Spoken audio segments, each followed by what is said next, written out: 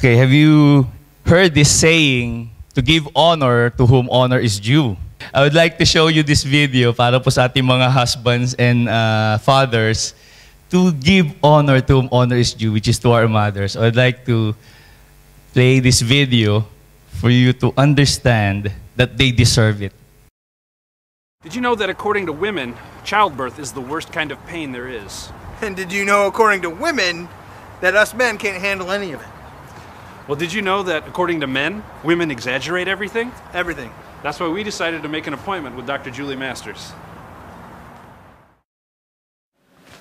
Hi, how are you? Oh, good. I'm Dr. Julie Masters. Hi, I'm Dan. Hey. Nice to meet you. Are you guys ready for this experience? Yeah, ready? What we're going to do today is we're going to put some electrode simulations on your abdomen, which are going to give you some contractions so we can kind of simulate contractions to show what your wife went through during labor. That sounds fun. I'm gonna have a six-pack after this. Yeah. You're basically going to electrocute us for an hour? Yes. We're gonna In a very small way. Just right here in your abdomen. Hi, ladies. Hi. Here are your wives. Hey, guys. I'm just going to give you guys a couple little contractions All right. just so you can see what it feels like. Where are you feeling that? Are you feeling it in your upper belly? I'm feeling it right there. Right now we're going to be starting to simulate a little bit like early labor. Should be, you know, maybe like a 2 or 3 What were out we of just 10 in doing? pain. That was early labor. I gotta remember my breathing. Awesome. Awesome, guys. It's starting to come down now. You guys are doing awesome. Cut it. Focus. Breathe, breathe, breathe, breathe. Are you doing that? Are you doing that? Stop smiling! Got this far, you gotta do the last. You don't want to quit now. Here we go. There you go, guys. That's what it feels like. That's it. There you go. Come on. That was not good. Sucked. That sucked. That was horrible. Better than you thought, or worse? A lot worse. A lot worse. Husbands, let's give honor to whom honor is due. Talagang they deserve it. The mothers deserve to be honored and given this special day for the Mother's Day. Okay, there's another news that I saw a few days, I think Monday, we're in NBA. Were the fans of the NBA here, basketball. I saw the news that they awarded MVP, not to my favorite player, but to another player, a Thunder player named Kevin Durant. And he has to say this in his moving speech. This 25-year-old forward called this achievement a team reward, but left no doubt that the most responsible for his success is, sabi niya, my mom. Let me quote his speech. Sabi niya, Mom, I don't think you know what you gave. You had my brother when you were 18 years old. 3 years later, I came out. The odds were stacked against us, a single parent with 2 boys. You weren't supposed to be here. You made us believe. You kept us off the street, put clothes on our backs, food on the table. When you didn't eat, you made sure we ate. You went to sleep hungry. You sacrificed for us.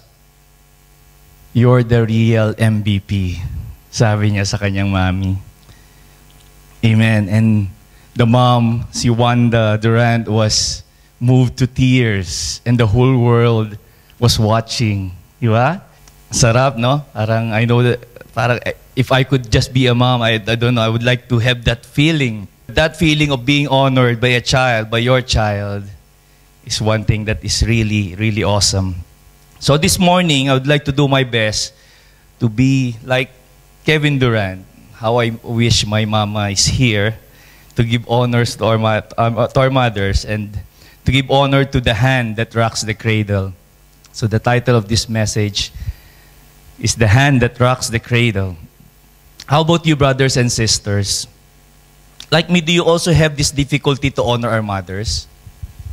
Well, I think not for some, but it says to honor somebody is simply to bestow upon them a credit they deserve. And for me, it's not so simple. It says simply to bestow, but for me, it's not so simple because the problem here is not to honor. We're easy to honor, and it is not about honoring, but the real difficulty comes in giving the rightful honor. The right honor that our mother deserves. Diba? And like what I've said earlier, to preach in Mother's Day is like scary for me because I might fall short or be lacking in bestowing upon them the rightful credits. So let me illustrate this by telling you a story of this woman. Who among you recognize her? Okay, a significant day in her life was May 1, 1906. Like a century ago, more than a century ago.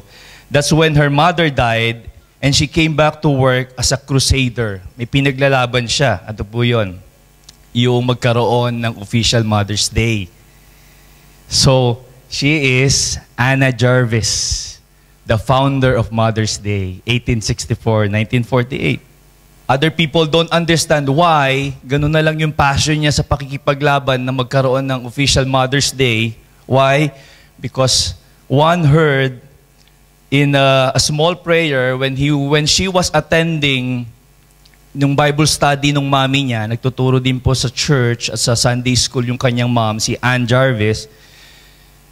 She heard her mom praying at the end of a lesson called the Mothers of the Bible. So nagturo yung mami nung Mothers of the Bible. Then she heard her praying. One day, sabi nung mami niya, I hope that someone, sometime, will found a memorial Mother's Day commemorating her for the matchless service she renders to humanity in every field of life. She is entitled to it. So tumanim sa kanya yung prayer na yun ng mami niya. At ang sabi, years later when her mother passed away, sabi doon, Anna never forgot this prayer. And on the graveside service, she recalled the prayer. And it was Anna May Jarvis who prayed.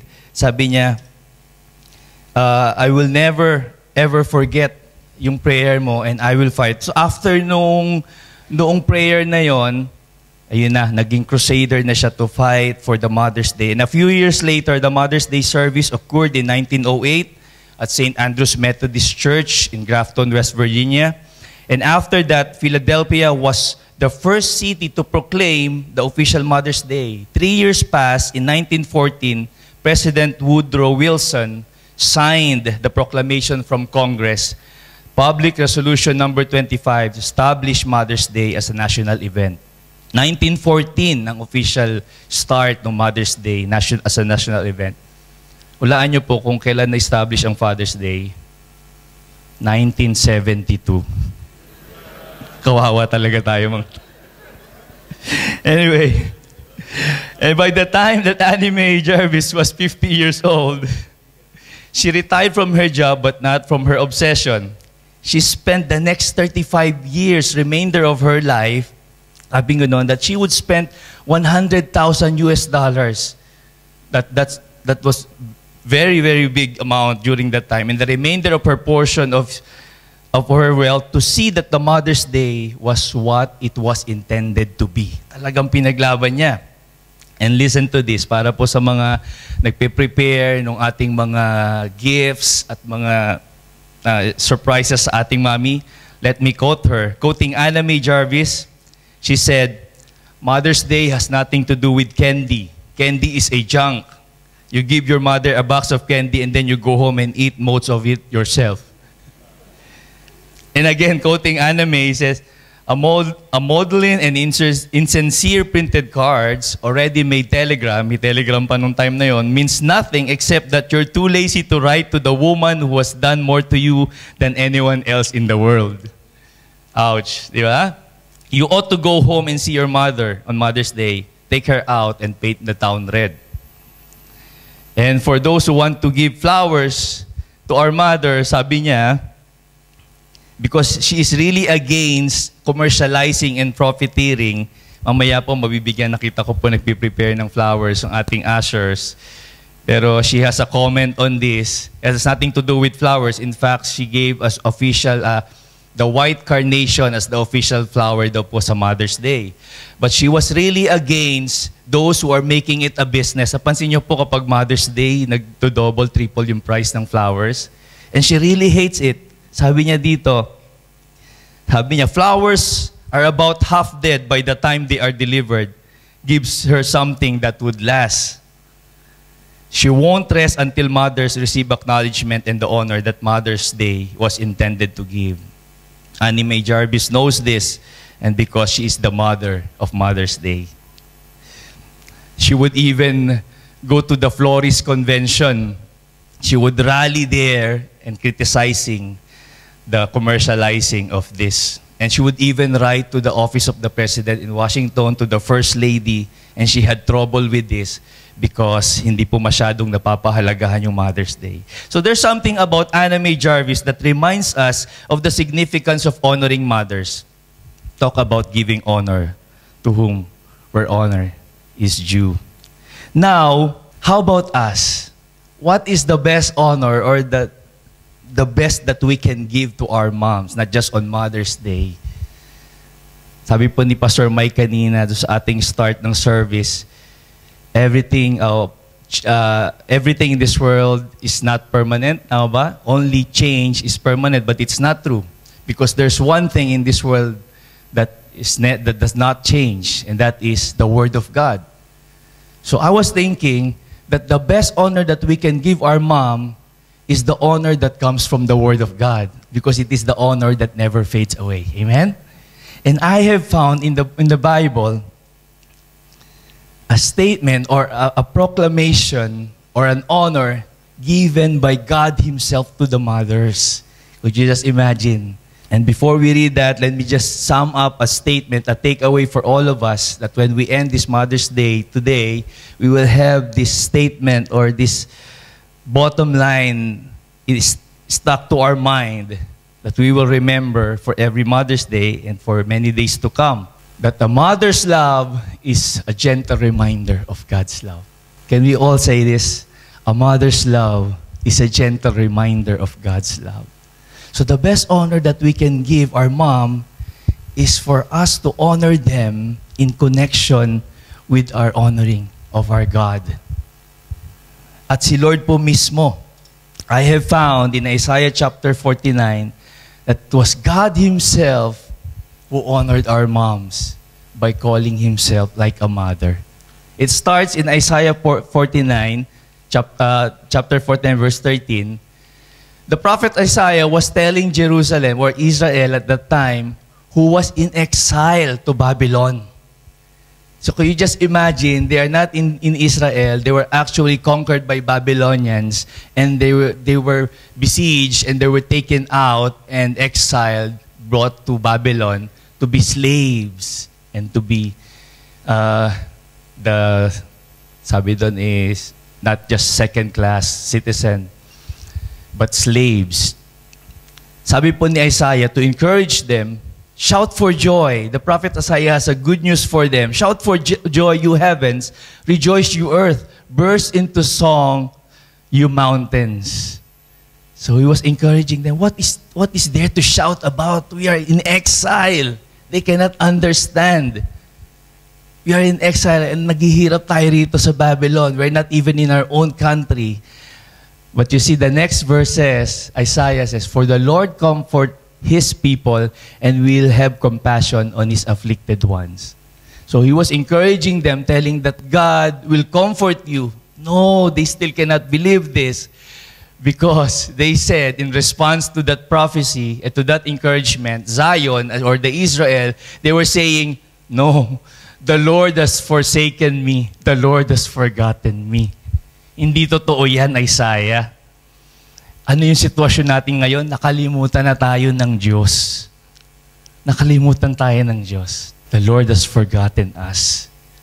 But you see how Isaiah, how the Lord prove or intensifies the argument, saying, no, the Lord has not forgotten you, saying that can a mother forget the baby at her breast and no compassion and have no compassion on the child she has born? May kanta nga po nito sa atin, no? Malilimutan ba ng ina? Alam po yung song na yan? Ang anak. So ito po galing yon, dito po galing yon, yung kantang yon. And it will happen that sometimes some of the moms may forget. We have stories, we know the mga teleserye story that sometimes mother forgets the children. But God is saying, no, I will not, and never forget you. All the while, they thought that the Lord has forgotten them. No, Lord, why am I suffering? Does this sound familiar to us? No? That when we are in the times of suffering and problems, it seems like the Lord has forgotten us. Lord, buti pa siya, inaalala mo, buti pa sila, binibless mo. How about me? And the Lord has used the image of a mother. That honor, can you just imagine? The Lord was saying, no, I'm like the mom. I'm like the mother. The mother cannot forget his children, her children. So am I. I am like a mother. All the while, we've been calling God the Father, di ba? He's the Abba Father. Jesus called him the Abba Father. But there's also, by now, we know that God transcends gender, and He has used this image of a mother, saying, mother cannot forget. Kayo ba, can a mom forget 9 months? Pero sabi ni God, no, I will never forget you. What an honor. What an honor to our moms, that you are just like God, who never forgets His children. He even said, see, I have engraved you in the palms of my hands. Your walls are ever before me. For us, sometimes if we forget something, we write in our hands, di ba? Write the telephone number, write anything that will remind us so that we will not forget. But God said He has not just written our names, but He has written, He has engraved. He has not just tattooed, but He has engraved all of us as children in the palm of His hand. Siguro ang lapad ng kamay ni Lord. Kasi ang daming nasulat ng mga names. And He will never ever forget. Your walls are ever before me, because at that time, the wall of Jerusalem was not, there are still those walls that are standing. So He was saying, see, even the walls are still standing. That is a hope. That is a hope for you that someday, sabi ni Isaiah, I will rebuild you. Shout for joy, because there is hope. Just like the mother who never forgets. But the truth is, it is not God who was forgotten, but it is actually the children who was forgotten God. Right? Even before the exile or conquering by the Babylonians, the Lord was telling them and warning them like a mother, don't do this, don't sin, don't fall, don't turn away from me. Otherwise, you will suffer this. And they continue to forget God and His commandments. So that's what happened. It is actually the children who was forgotten God, was forgotten the mother. But you see, even if the children has forgotten their parents or God Himself, God will never forget us. Do you have prayers in the Lord that you have been praying for many years, and it seems like you feel like the Lord has forgotten you? It's not true, mga kapatid. The Word of God tells us, God is like our mothers who never forgets. He will never, ever forget you. Hallelujah. He even says this in the next few chapters after this, Isaiah again, for this is what the Lord says, I will extend peace to her like a river, and the wealth of the nation like a flooding stream. So there is this hope that I will rebuild you, I will restore you, and there will be wealth again returned to you. Like a flooding stream, magbabaha ng maayos na buhay sa inyo. And again, God used the image of a mother. He will nurse and be carried on her arm and dandled on her knees. What a beautiful picture. What a beautiful picture, no? Like the mom playing with her kid, with her child, on her knees, playing with her. Do you have this image of God? the problem with us, no, in our relationship with God, sometimes we see God as like the strict father who carries the poste ng Meralco na pag nagkamali ka, hambalusin ka. But you see, God was revealing Himself in this, that no, I'm like a mother who comforts you, who nurses you, who dandle and play with you. Very gentle, no? That's why, mga kapatid, mother's love is a gentle reminder of God's love. Every time you see a mom, a mother, every time you remember your mother, you also remember God. Alalahanin din po natin ng Diyos that He is the God who's like our mom, who loves us and cares for us and nurses us. He is gentle. As a mother comforts her child, so I will comfort you, and you will be comforted over Jerusalem. Our mom would sacrifice everything for us. I remember my mom. I don't know if Brother Tony remembers this. Ang expression nun si Mama is, alam niyo anak, isusubo ko na lang, ibibigay ko sa inyo. Ibibigay ko pa sa inyo. Nag-stick sa mind ko yung statement na yon. Nakakainin na lang daw niya, kapag hiningi namin, ibibigay niya. Very true. No? Ganun yung pag-ibig ng mga moms. The same with God. God would even sacrifice His Son for us because He loves us like a mom loves her child. I read in Matthew chapter 23, verse 37.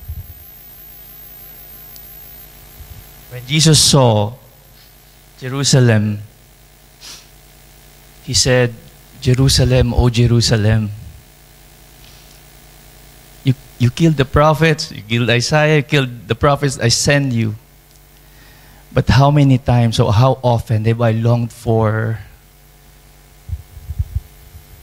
to hold you all together in my arms, just like the hen, the mother hen, would keep her cheeks. That's how God feels for all of us. He's like our mom who loves us and wants to just hold us and just be with us. And the Word of God has honored you, moms. Happy Mother's Day po sa inyo. As we stand up, may I call on our children to just escort your mom. If your mom is here, you just escort your mom here in front. And we will pray for them, and we will lift them up, and we will honor them. You can express your love. You can say sorry if you want for what we have done to them for 9 months and for many years that has passed. You can just honor them by saying, Mom, I remember God every time I remember you. For mother's love is a gentle reminder of God's love. What a beautiful, napakaganda pong pagmasdan. So let me read the prayers of Apostle Paul to the Ephesians.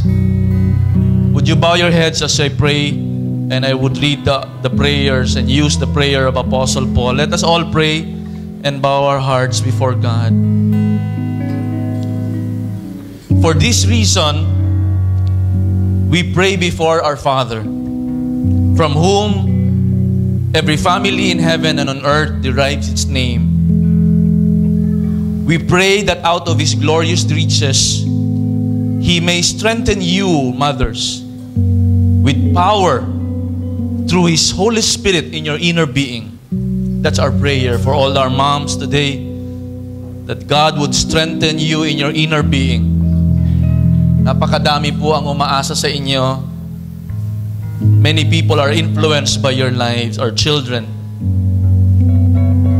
That God would strengthen you with power in your inner being, so that Christ might dwell in your hearts through faith.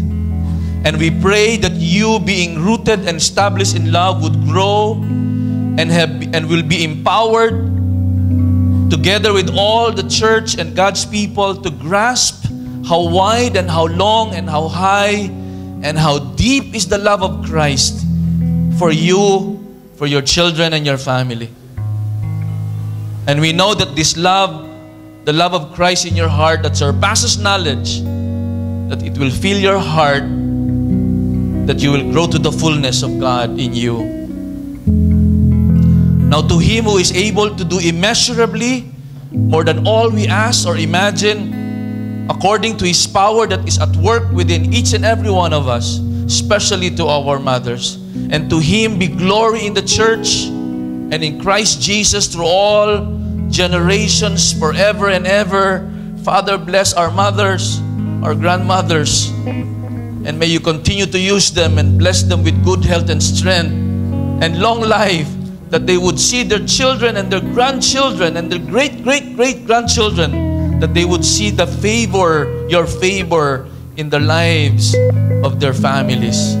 We love them, Lord, and we honor them in your presence today. In Jesus' name, amen and amen. Happy Mother's Day po. And